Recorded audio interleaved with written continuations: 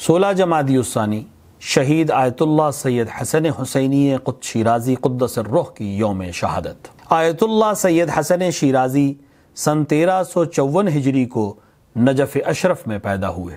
ان کے والد گرامی آیت اللہ العظمہ سید مہدی حسینی شیرازی اس وقت کے عظیم مراجع اور حوزہ علمیہ کربلا معلیٰ کے زعماء میں سے تھے۔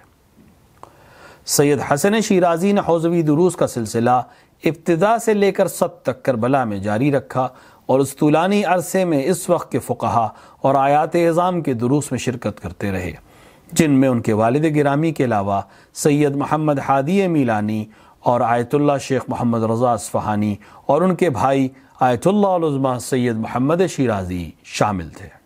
شہید سید حسن شیرازی ہمیشہ تحقیق اور تالیف میں کوشاں نظر آتے اور ان کی مشہور تالیفات میں موسوعہ کلمہ 26 جلد، الادب الموجہ، اقتصاد اسلامی، الشعائر الحسینیہ، العمل الادبی، التوجیہ الدینی، خواتر عن القرآن 4 جلد میں، رسول الحیات، الہ القول، الحدیث رمضان شامل ہیں۔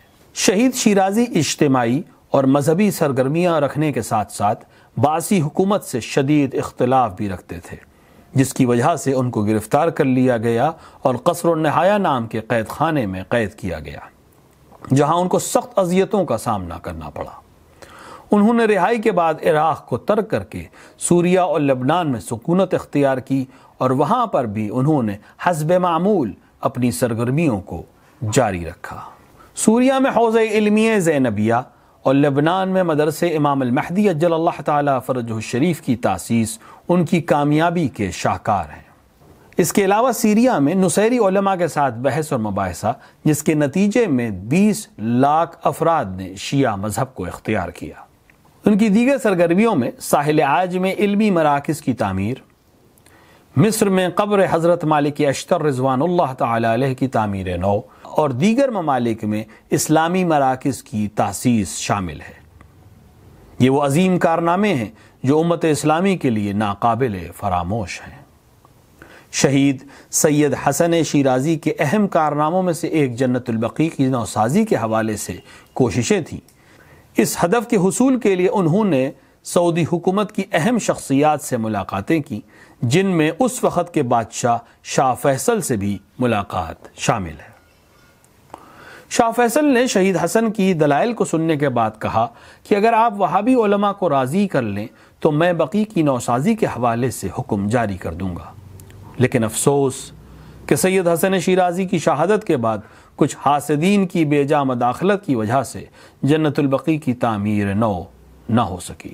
سن 1400 ہجری میں آیت اللہ سید محمد باقر الصدر کی شہادت کے حوالے سے مدرسے امام المہدی عجل اللہ تعالی فرجہ الشریف بیروت لبنان میں مجلس ترحیم اور ختم قرآن کا انعقاد کیا گیا تھا۔